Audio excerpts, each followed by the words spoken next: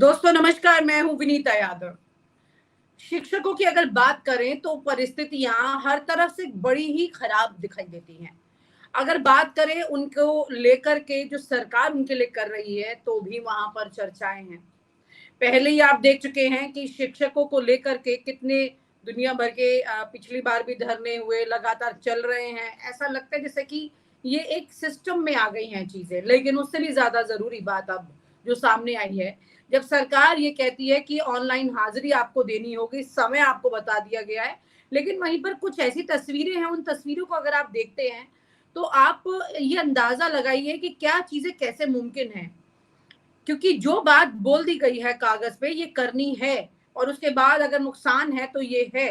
तो आपको ये बता दूं कि यहाँ पर खुद सरकार कई जगह पर जवाबदेही नहीं कर पाती है जनता के सामने। जब पता लगता है कि मौसम खराब हुआ, कई जगह उनके भ्रष्टाचार ने तस्वीरें खराब कर दी।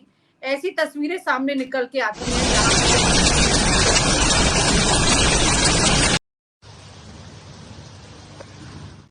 स्थितियां सामने आने के बाद ये समझिए कि कोई भी व्यक्ति किस तरह से अपनी उन बातों को पूरा कर पाएगा जो कि टारगेट्स उन्हें दिए गए हैं। कुल मिलाकर के इस मामले को और समझते हैं। हमारे साथ वरिष्ठ पत्रकार हैं चंदन कुमार, जो कि शिक्षक मामले पर अच्छी गहरी समझ रखते हैं, और हमारे साथ हैं विजय कुमार बंधु जी, जो कि कई आंदोलन कर चुके हैं। पिछले 11 साल से शिक्षकों के फेवर में आंदोलन चला रहे हैं। लेकिन इन्हीं से पूछते हैं और वो खुद ही बताएंगे कि किस तरह से उन्होंने कौन से मुद्दे उठाए और उसमें किसमें कामयाबी मिली, और किस कुछ ऐसे मुद्दे भी रहे जिसको लेकर सरकार पर कोई जुई नहीं रेंगती है। फिर इसके बाद हम इस चर्चा को आगे शुरू करेंगे। विजय जी।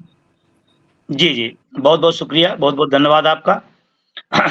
और अगर आप बात करेंगे कि पिछले 10-11 सालों में हमने इस देश के जो ट्रेड यूनियन का इतिहास है, शिक्षकों कर्मचारियों का इतिहास है, तो उसमें अभी लेटेस्ट में आपको भी जानकारी होगी, 1 अक्टूबर की जो रैली हुई थी, बहुत बड़ी रैली दिल्ली के रामलीला मैदान में हुई थी, और शायद ही भारत नहीं पूरी दुनिया का सबसे ट्रेड यूनियन के इतिहास का सबसे बड़ा प्रदर्शन हुआ था पुरानी पेंशन को लेकर के। और लगातार पूरे देश के अंदर पुरानी पेंशन का आंदोलन अटेवा एनएमओपीएस के माध्यम से चलाया जा रहा है। सरकार, अब पता नहीं आज की जो सरकारें होती है वो संवेदनहीन हो चुकी होती हैं, या प्रचंड बहुमत का कुछ ज्यादा उन पर नशा चढ़ा होता है, इसलिए शायद सुनती कम है। लेकिन उस तमाम सारे दौर में भी हमने 4-5 राज्यों के अंदर पुरानी पेंशन बहाल कराई है। और हमने पिछले साल जून के महीने में 1 अक्टूबर से 1 जून से लेकर 18,000 किलोमीटर की यात्रा, एनपीएस निजीकरण भारत छोड़ो यात्रा, हमने पूरे देश के अंदर 33 दिन की लगातार किया था। और ये चेताने का प्रयास किया था कि पुरानी पेंशन इस देश के लिए जरूरी है, निजीकरण इस देश के लिए नुकसानदेह है। इस बात को लेकर लगातार हमारा संघर्ष चल रहा है, और हम 4-5 राज्यों के अंदर सफलता पाए हैं। अभी उत्तर प्रदेश सरकार की, अगर उत्तर प्रदेश की बात करें चुनाव की, तो माननीय अखिलेश यादव जी ने यहाँ पर अपने घोषणा पत्र में रखा था कि हम आने पर, सरकार बनने पर हम पुरानी पेंशन देंगे। उसका असर आपने लोकसभा के परिणाम भी देखा होगा निश्चित रूप से। पूरे उत्तर प्रदेश का चुनाव अन्य प्रदेश के चुनावों से बिल्कुल डिफर गया था। जहां पर उम्मीदें 80-80 थी, वहां बहुत पीछे आए। आने वाले समय में ये आंदोलन और आगे बढ़ाएंगे। अभी तत्काल में जो सब बड़ी समस्या आई है, उत्तर प्रदेश सरकार ने शिक्षकों की एक ऑनलाइन हाजिरी की व्यवस्था, अटेंडेंस की व्यवस्था की है। मैं कहना चाहता हूं कि आप हाजिरी, अटेंडेंस लीजिए, रजिस्टर पे लीजिए, जो मर्जी जैसे लीजिए, लेकिन कम से कम उस तरह का माहौल क्रिएट तो करिए। आपके पास अभी 70 सालों की अगर बात करें तो बहुत सारे स्कूल हैं जो सड़क से नहीं जुड़े हैं। बहुत सारे स्कूल, गांव हैं जहां प्राइमरी स्कूल है, वहां पर बिजली की व्यवस्था नहीं है। तो जहां सड़क नहीं है, जहां बिजली नहीं है, वहां इंटरनेट क्या रहेगा। और आपने कहा कि आप अपना ऑनलाइन करिए। अब अगर नेट ही नहीं रहेगा तो ऑनलाइन कैसे? इसका मतलब एब्सेंट हो गया। एब्सेंट हो गया तो मुजरिम हो गया। दुर्भाग्य है कि सरकार ने शिक्षकों को भी एज अपराधी ट्रीटमेंट कर रही है। आप शिक्षा व्यवस्था सुधारना चाहते हैं, हम उसमें साझेदार हैं, और हमारे बिना सुधरेगी भी नहीं, ये भी बता दें। तो हम उसमें हर तरह से सकारात्मक सहयोग तैयार हैं। लेकिन आप डर का माहौल बना करके आप शिक्षकों के साथ आतंकवादी जैसा व्यवहार या उस तरह का नजरिया रख करके आप करना चाहते हैं, ये गलत है। और आज ही की मैं बताऊं, पूरे प्रदेश के तमाम सारे वीडियो मेरे पास आए हैं। अगर आप कहें तो मैं आपको बात भेज दूंगा। कहीं नदी उफान मान रही है, कहीं सड़क टूट गई है। मतलब वो शिक्षक पहुंचेगा कैसे? इस पर सवाल नहीं हो रहा, इस पर बात नहीं हो रहा है। एसी रूम में बैठ करके बड़े बड़े अधिकारी वो फरमान जारी करते हैं। मजे की बात, जहां से फरमान जारी होता है वहां भी ऑनलाइन अटेंडेंस नहीं होती है, और वहां पर जो बीहड़ है और महिलाओं को लेकर के मैं खास कर इससे सबसे ज्यादा अगर कोई सफर करेगा तो महिलाएं सफर करेंगी, हमारी शिक्षिका बहनें सफर करेंगी। कारण क्या है कि सुदूर उनको 50 किलोमीटर, 60 किलोमीटर, 70 किलोमीटर जाना होता है, और वहां पहुंचने के बाद उनके पास अभी स्कूल पहुंचने का टेंशन है। अब उससे ज्यादा टेंशन ऑनलाइन, अगर समय पर नहीं पहुंचे, हम पसीदर नहीं है कि समय पर पहुंचे, मैं तो कहता हूं सारे शिक्षक समय पहुंचे, और अधिकांश क्या सबसे ज्यादा लोग पहुंचते भी हैं। और अगर कोई अपवाद स्वरूप नहीं पहुंचता तो आपके पास हेडमास्टर होता है, प्रिंसिपल होता है, फिर उसके ऊपर तमाम सारे आपने सिस्टम बना रखे हैं, उस सिस्टम को आप लगाइए, जो न करे पनिश करिए। लेकिन इस तरह का तानाशाही फरमान ठीक नहीं है, और मैं इसके खिलाफ में हूं, और हम ही ठीक नहीं, पूरे ठीक प्रदेश का शिक्षक उत्तेजित है और आंदोलित है। ठीक है विजय जी, यहाँ पर तस्वीरें कई तरह की देखने को मिल ही रही हैं आजकल कि किस तरह की परिस्थितियां हैं सामने, और नेटवर्क इश्यूज भी बहुत है। शिक्षकों ने दरअसल एक्स पर ट्रेंड करा दिया है बॉयकॉट ऑनलाइन हाजिरी। 8 जी, जुलाई से लगनी है ये डिजिटल ऑनलाइन हाजिरी बेसिकली, और इस आदेश को लेकर शिक्षकों ने विरोध दर्ज किया है। उन्होंने एक्स पर बाइकआउट किया है इस पूरे ऑर्डर को। देखना ये होगा कि कैसे ये इस पर ऑर्डर पर काम हो पाएगा। अब तक 2 लाख लोग जो है इस पर ट्वीट कर चुके हैं। यहाँ पर चंदन जी, इतना बड़ा ये सब लोग इकट्ठा होकर ट्वीट कर रहे हैं, ट्रेंडिंग कर रहे हैं इस बात को। आपको क्या लग रहा है कि ये परिस्थिति राम रथ यात्रा भगवान भगवान जगन्नाथ से भी ऊपर हैशटैग बाइकआउट ऑनलाइन हाजिरी दिखाई दे रहा है, तो क्या वाकई में इम्पैक्ट कर रहा है? क्योंकि डिजिटल ऑनलाइन मतलब ऐसे अगर हाजिरी करनी है तो क्या दिक्कतें नजर आती हैं मैक्सिमम लोगों के लिए?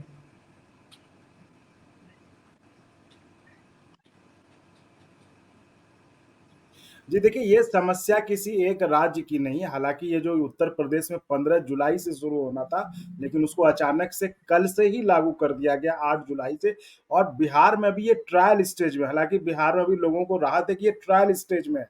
लेकिन दोनों जगह जो समस्या होता क्या है ना, हम देख लेते हैं महानगरों की तरह कि स्टेट कैपिटल है, बड़े शहर है, वहाँ पे तमाम सुविधाएँ, लेकिन आप जब बिहार और यूपी की तस्वीरें देखेंगे, जो वीडियोज़ आ रहे हैं, जो तस्वीरें आ रही हैं, उसमें आप देखें किस तरह से अभी बारिश का मौसम है, साव पानी इतना बड़ा मानसून को लेके, शिक्षक किस तरह से जा रहे हैं, नदी टपना पड़ता है उनको। बिहार में आप कोसी देख लीजिए, उसी तरह यूपी का हाल है, घाघरा, गंडक, हर जगह पानी है। और स्कूलों के साथ ऐसा है कि ये कोई सरकारी ऑफिस नहीं कि वो जिला हेडक्वार्टर में है तो आप जो वहाँ पे सब साधन आप तुरंत पहुंच जाएंगे। स्कूल जो है दूर दूर तक एकदम सुदूर है, जहाँ पे कोई नहीं जा सकता, वहां वहां स्कूल है, और आपने ऐसे जगह पे स्कूल रखा है, शिक्षकों को व्यवस्था नहीं है। तो इसको लेकर जो है काफी विरोध है। और सबसे बड़ी बात यह है कि जो सरकारें पता नहीं इस चीज को लेकर क्यों क्यों ये है, मतलब कि अड़ी हुई कि हम ये ऑनलाइन अटेंडेंस ही लागू करेंगे। आपको शिक्षकों के हाजिरी से तो मतलब है कि हाजिरी हो, समय पे पहुंचे। तो भाई जो आप अपने ऑफिस में, जैसा कि विजय बंधु जी ने कहा कि अगर ये इतना अच्छा सिस्टम है, इतना अच्छा सिस्टम है, तो आपने अपने ऑफिस में बायोमेट्रिक क्यों लगाया? आपने क्यों नहीं, आप जो अफसर हैं जो इस फैसले को लागू कर रहे हैं, उन्होंने अपने ऑफिस में क्यों लगाया बायोमेट्रिक? वो भी यही लगा लें, वो भी ऐप से करें। अफसरों के घर तो राजधानी में है ना, ऑफिस तो राजधानी में, वहां तो नेटवर्क का भी इशू नहीं हुआ।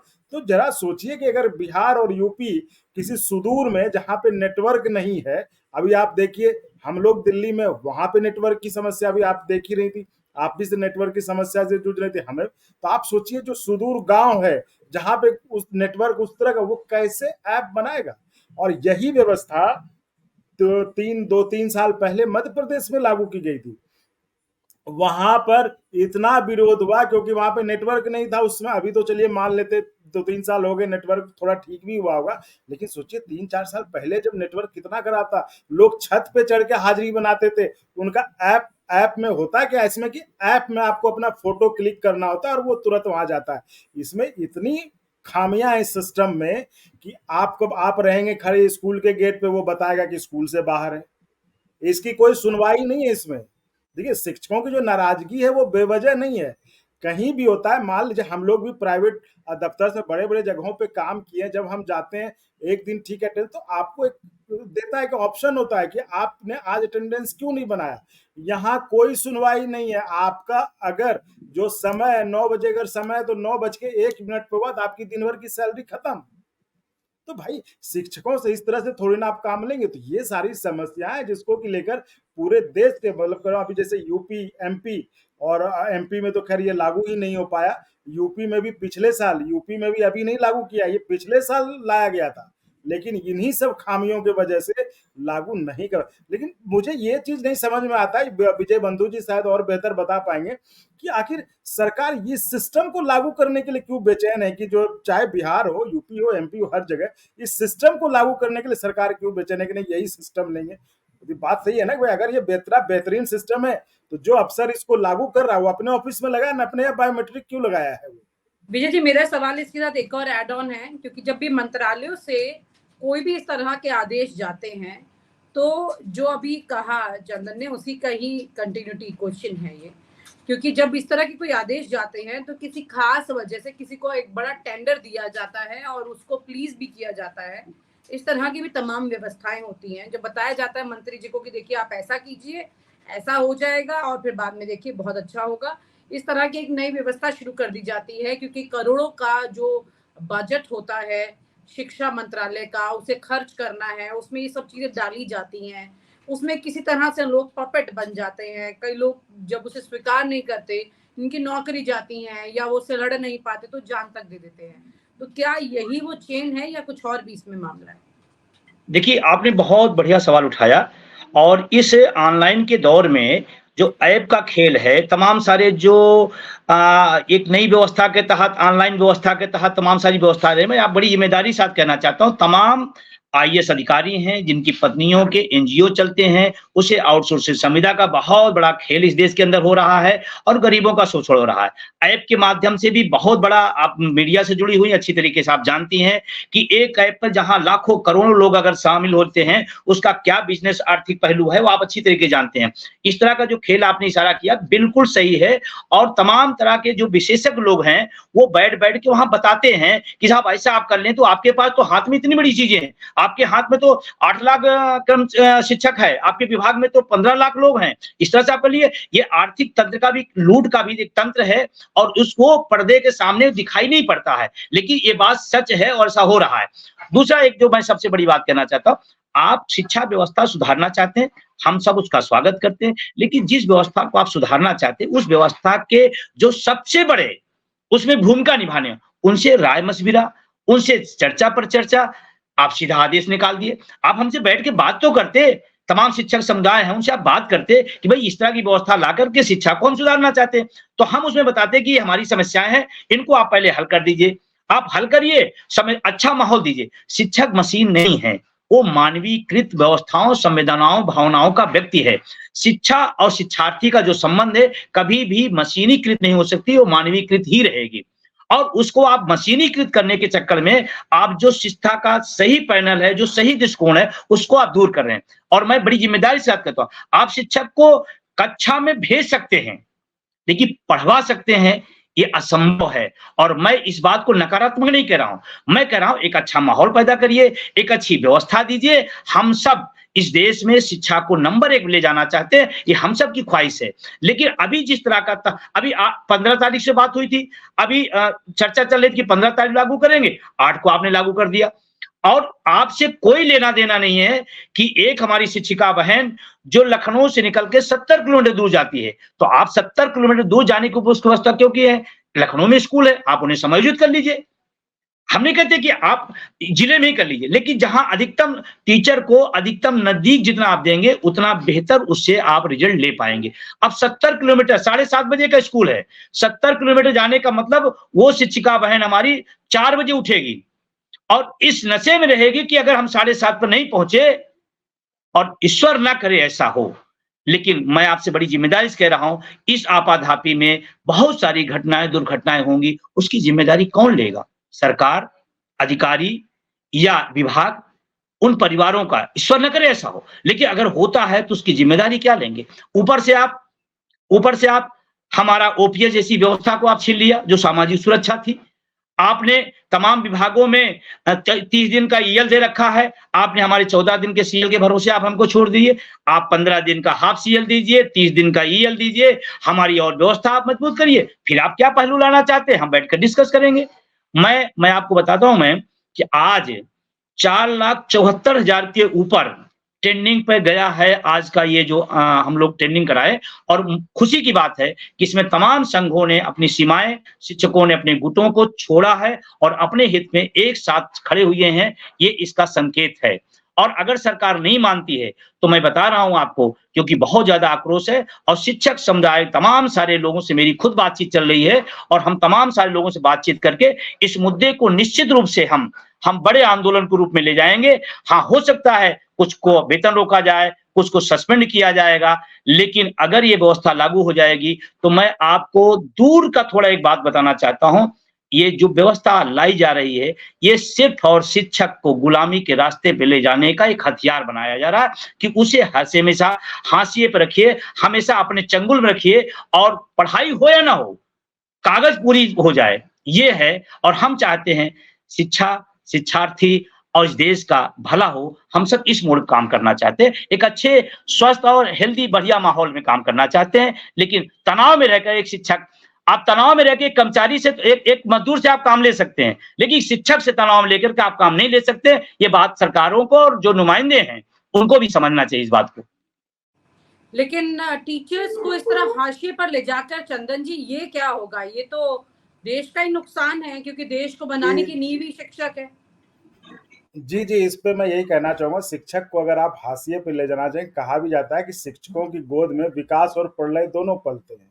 तो उसका एक उदाहरण हमारे जो गेस्ट हैं विजय कुमार बंधु जी, वो हैं। विजय कुमार बंधु जी यूपी के स्कूल के एक शिक्षक थे। इनको एनएमओपीएस ओल्ड पेंशन नहीं मिला, तो वो शिक्षक से इन्होंने एक देशव्यापी ऐसा आंदोलन खड़ा कर दिया जो कि आज पूरे देश में उनको मानना पड़ रहा है। तो शिक्षकों को यही कहूंगा कि सरकारों को शिक्षकों को इस हालत पे या इस इंतहा पे नहीं ले जाना चाहिए कि वो फिर जो है कोई ओल्ड पेंशन जैसा कोई और आंदोलन खड़ा कर दे और वो आपके लिए हेडेक हो। आखिर आज वही एक शिक्षक, उसी के आंदोलन था ना जिसके कारण national mission for old pension scheme का आंदोलन चल रहा है। एक शिक्षक थे वो, तो वो आंदोलन आज कई राज्यों में राज्य सरकारों को मानना पड़ा और केंद्र सरकार भी अब उस पर विचार कर रही है, संसद में मामला उठा। तो ये कह रहा हूँ कि शिक्षकों का देखिए सम्मान है। शिक्षक जो है उनको प्रताड़ित करके या उनको परेशान करके, और शिक्षकों की नौकरी कोई ऑफिस का बाबू वाला काम नहीं है कि आप उनको 8 घंटा बैठाए वो फाइल साइन कर देंगे और हो जाएगा। भाई, जुडिशियरी और जो अध्यापन का कार्य है, इन दोनों को बिल्कुल अलग रखा गया है कि इनको मेंटल, इनको पीस रहना चाहिए, तभी तो वो सोचेंगे कि आगे क्या पढ़ना है। वो एक आपके देश के भविष्य का निर्माण करते हैं, वो कोई थोड़ा ना फाइल साइन करते हैं। इतने तो अब इतने आईएएस आईपीएस जो आज उन पे आदेश चला रहे हैं, जो इस तरह से नियम कानून ला रहे हैं, उनको भूल गए कि उनको भी इस लायक तो उन्होंने उन्हीं शिक्षकों ने बनाया है, तो कहाँ से वो बन पाते। तो इन लोगों को भूलना नहीं चाहिए कि समाज में शिक्षकों का क्या योगदान है, और शिक्षकों को अगर इस तरह से हाशिए पर ले जाएंगे तो देखिए जिस तरह से ये पूरा आंदोलन, जो मैंने कहा ना कि ये सिर्फ किसी एक राज्य की बात नहीं, आज यूपी की बात है, बिहार की बात है, एमपी में भी ये हुआ था। तो ये हर राज्य में ये लागू किया जाए और हर राज्य के लोग मिलकर आज इसको ट्रेंड करा रहे हैं। मैं फिर कह रहा हूँ, मुझे ये नहीं समझ में आ रहा है कि जब एमपी में ये प्रयोग असफल हो गया, एमपी में सरकार को इस प्रयोग को स्थगित करना पड़ा, यूपी में 1 साल पहले इसको स्थगित करना पड़ा, ये पिछली साल लाए थे, नहीं हो पाया, इसको स्थगित करना पड़ा। तो क्या ये कोई बताएगा कि क्या इन जो फेल हुए, जो ये स्थगित कर दिए, क्या उनमें जो खामियां थी जिसके कारण इन्होंने स्थगित किया होगा? ऐसे तो स्थगित किया नहीं होगा। इनको भी समझ में आया होगा हाँ प्रॉब्लम है। क्या उन खामियों को दूर कर लिया गया? क्या उन खामियों को दूर करके अब ये ला रहे हैं? और ये अचानक से, ये भी बड़ा एक अजीब है। 15 से आपने पहले घोषणा किया यूपी की खासकर जो 15 से होगा, लेकिन आपने अचानक से 8 तारीख कर दिया। और विनीता जी, इसमें गौर करने वाली बात है कि अब ये मामला सिर्फ शिक्षकों तक नहीं रहा। अब जैसे यूपी में, क्यों बंधु जी, अब तो ये सारे कर्मचारियों के लिए हो गया ना ये तो अब क्या है, पहले तो शिक्षक थे तो वो चलिए मान लिया उनको एक अकेले पड़ जाते थे, लेकिन अब जब सारे कर्मचारी एक साथ हो जाएंगे, क्योंकि इस तरह से अनजाने में सरकार ने एक मौका दे दिया है कि शिक्षक जो पहले अकेले अपनी लड़ाई लड़ रहे थे, अब वो सारे सरकारी कर्मचारी एक हो जाएंगे इसको लेकर। तो जाहिर है कि मतलब आगे इनका आंदोलन और लेकिन बढ़ेगा। आज ये बात इतनी आवाज ये उठी है ऑनलाइन पर ही, और ऑनलाइन पर ही अटेंडेंस देनी है, तो कोई इम्पैक्ट दिख रहे हैं? ये तो कल से लागू हो जाएगा, तो ये तो फॉलो करना पड़ेगा, और लोग जो नहीं कर पाएंगे उनके लिए क्या दिक्कतें सामने आने वाली हैं? उनकी सबसे बड़ी जो दिक्कत है, उनका सैलरी कट जाएगा। सबसे बड़ी दिक्कत है कि उनकी सैलरी कट जाएगी। और ये सीधे देखिए बिहार में, अभी तो यूपी में इस तरह का हुआ, बिहार में भी ये पिछले 10 महीने से वहां पे एसीएस साहब थे, के पाठक साहब, उन्होंने शिक्षकों की जिंदगी बहुत तबाह कह लीजिए, एक तरह से एकदम परेशान करके रखा था। तो उसको लेकर लोग वहां पे अभी भी आप किसी शिक्षक से बात करेंगे संगठन से, वो खुलकर बात नहीं करेंगे आपसे, क्योंकि उनको लगता है कार्रवाई हो जाएगा। तो उनके बाद उन्होंने कोर्ट का सहारा लिया, तो कोर्ट से उनको राहत मिलती रही, और अभी भी जो है बहुत सारे मामले कोर्ट में है। तो वही होगा यहाँ भी, अगर लोग परेशान होंगे कोर्ट जाएंगे, क्योंकि कोई भी देखिए एक दिन का सैलरी तुरंत आपको यहाँ री अपील का भी नहीं। अगर मैं 1 मिनट भी लेट हो गया, कभी कभी तो ये भी होता है ना कि परिवार में पारिवारिक कारणों से या फिर किसी और स्वास्थ्य कारणों से हम लेट हो गए, हमें अस्पताल ही जाना पड़ा या कुछ हो गया, तो एक सुनवाई तो होगी ना कहीं। यहाँ कोई सुनवाई नहीं है। यहाँ तो मतलब ये कि 1 मिनट देरी से सीधा 1 दिन की तनख्वाह जो है वो कट सकती है। अगर 9 बजे आपका समय है और आप 9:01 पे फोटो खींच रहे हैं, अब देखिए नेटवर्क नहीं है, हम पहुंच गए 8:55, हम समय से पहले पहुंचे हुए हैं, मुमकिन ही नहीं है, हम फोटो खींच रहे हैं। ये चीजें बहुत मुश्किलें पैदा करेंगी। परसेंटेज 80% रहने वाली है कि लोग इसमें फॉल कर जाए, इसे नहीं कर पाए। जी, ऐसा मुमकिन है कि लेकिन अगर ये तनख्वाह कट गई कल लोगों की, तो विजय जी आप लोगों की क्या तैयारी है? देखिए, हम तब तो अभी जो बातचीत चल रही है हम लोगों को, अभी कल भी इसके खिलाफ एक बड़ा प्रदर्शन हर जिला मुख्यालयों पर हम लोग करने जा रहे हैं और काली पट्टी बांध करके पूरा विरोध दर्ज कराने जा रहे हैं। और हम लोगों ने तय किया है कि हम ऑनलाइन अटेंडेंस नहीं देंगे।